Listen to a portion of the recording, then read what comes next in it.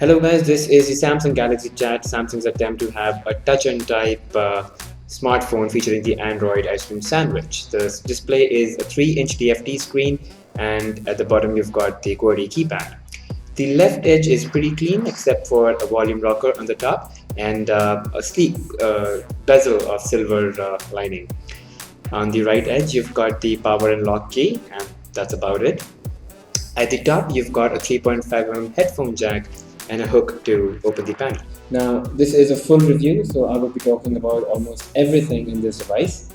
Now, the Galaxy Chat in the price range of Rs 8,000 to 8,500 offers ICS experience to you on an interface that lets you touch and type. It is customized to work seamlessly with the physical QWERTY keypad, and thus offers the convenience of quick typing for those who are not very comfortable with touch typing. And it's true, most people don't buy Android full touch based devices because they feel that they won't be able to type as fast. So this is perfect, the Samsung Galaxy Chat. It is powered by an 850 MHz processor and 512 MB of RAM. It's pretty much the same processor that we see in the Galaxy Y, Galaxy Y Duos, Y Duos Lite, and Ace Duos. The Samsung Galaxy Chat comes with a microSD slot, expandable up to 32 GB of memory, an integrated 2-megapixel camera, no autofocus and no LED flash. It has no front-facing camera, so no video calls. It has an internal memory of 4 GB, so that's quite nice. You can take pictures even without an SD card. It weighs the same as an iPhone 5, that's around 112 grams, and it is slightly chunky at 11.7 millimeters.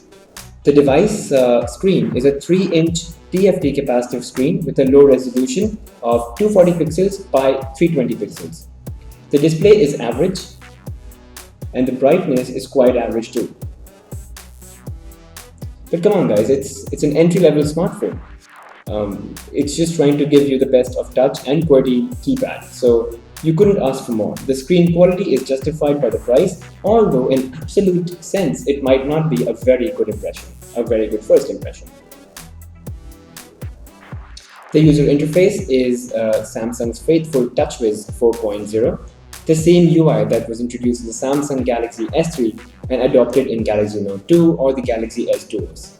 I personally love this UI because it does add some additional tweaks. Now let's talk about how smooth the interface is, and my verdict is it is quite smooth. Samsung has very nicely optimized Android ICS to the 850 MHz processor and 512 MB of RAM. There is no stuttering of frames.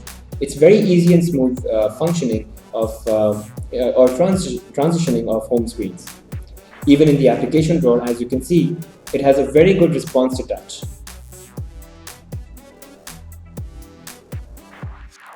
Even pinch and zoom works quite nice. As you can see, the animations are very smooth. So for an 850 MHz processor, it's doing pretty good. So let me quickly take you into settings.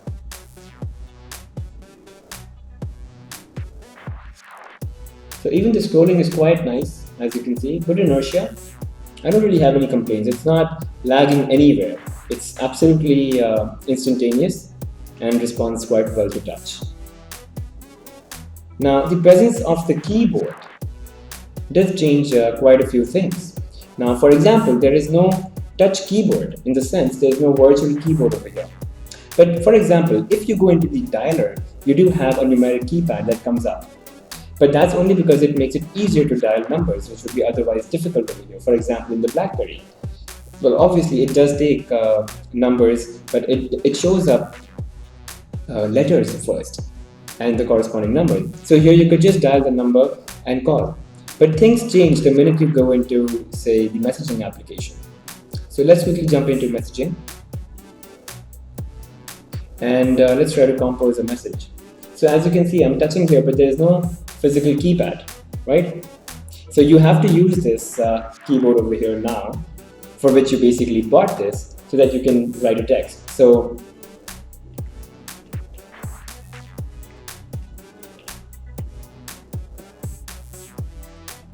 I just wrote this as a text message.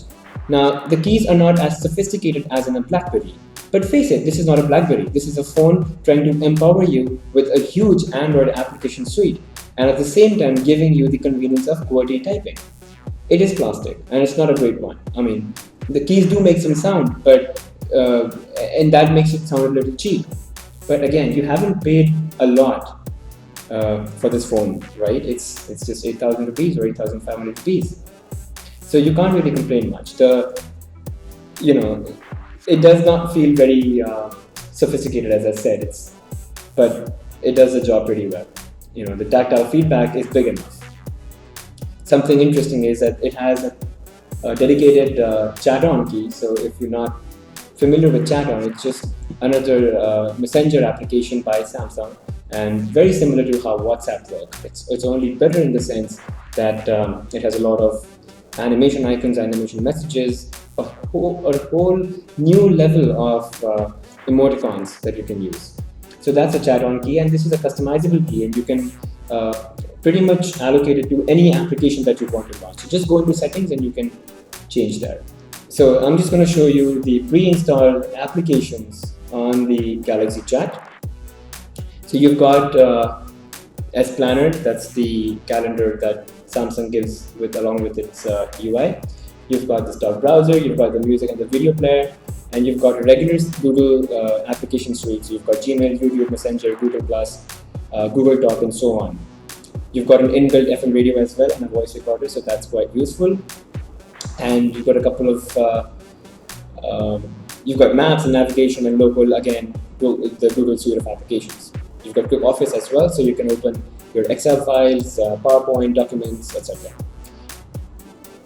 Let's just go ahead and start with the game. So let's just play Angry Birds and see how Angry Birds is performing on this device.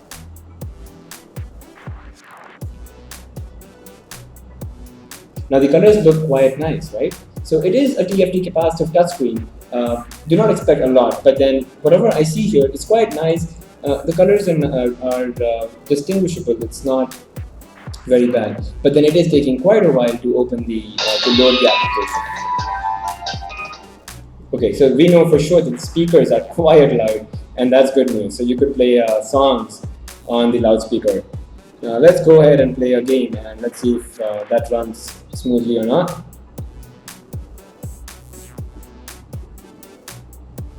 I guess it's loading.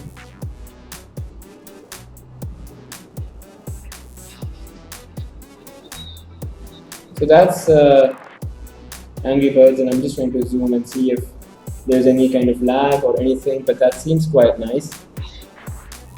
I did not plan that one. Anyway, so it's quite smooth. There's no, the animations are very nice and clear.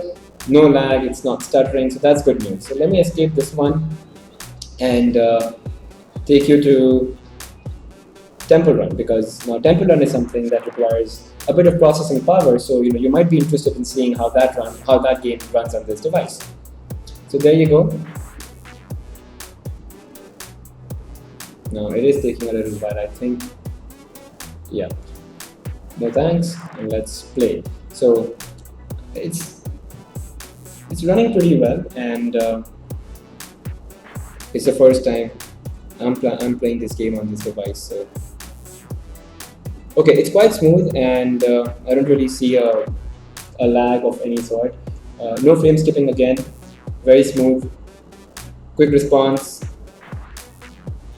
So that's quite nice. But the problem is that with the display is that at angles you cannot see. See, look at that. At angles, it kind of there you go. You lose the display in the sense the colors wash out, and there's some glare, so you cannot exactly see. The screen becomes very dark, and it loses colors. So that's not a good thing, So very low, or in the sense that the viewing angles are not wide, and that's not good. But nonetheless, the games run pretty well. Angry Birds played pretty well. Temple Run was fine, no issues there. I just don't play that well, and I was trying to play it from an angle, and it wasn't a good idea. Anyway, so that's gaming, and let's just quickly jump into the camera. Although there is a separate video which talks about the camera application and the camera in general, but I'm just going to quickly take you through. So you have a variety of shooting modes available. So a variety of shooting modes available right here, and you have a couple of scene modes that you can choose from, so that's quite nice. There is no LED flash and there is no tap to focus or autofocus. Oh, it's just got autofocus, no tap to focus. So, you know, and you can obviously choose which resolution, change the white balance, choose your image quality, have GPS tagging on or off, a quick toggle here between video and audio. You've got a shutter key right here, and you've got instant access to gallery. So that's pretty much the camera application.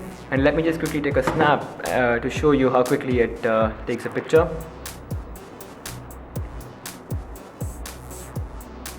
So it takes around 1 second to take a picture and come back to normal shooting mode. That's not too bad. It's quite average. This is what you get in most phones at this price level. So that's the camera, and let me just quickly jump to the browser now, because a lot of people do buy their phones for internet browsing. So this is the browser, and let me just quickly open up mobiscrub.com. There you go.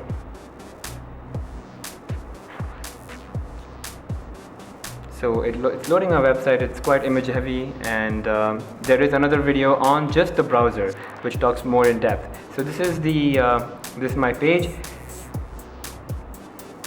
That's the scrolling, and scrolling is quite smooth. Let's zoom in, and as you can see, the zooming is quite smooth as well. So that's zoom out, and that is zoom in. It does take a little while, but that's because the page was loading. Once the page is completely loaded, zooming in and out is quite smooth, and scrolling is very fluous,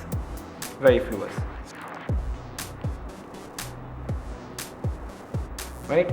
So all in all, the browser is pretty standard, and it's quite nice. It rendered my page pretty fast. Scrolling is smooth, and so is zooming in the phone. So that's really it about the Samsung Galaxy Chat. This was the full review, and if you want to know more about the camera or the browser, there are 2 more videos, separate videos that talk about them in specific. That's pretty much it. So thank you guys for watching. Do subscribe if you like the channel, and like us on Facebook. Do read the full review. The link would be in the description below. Thank you guys.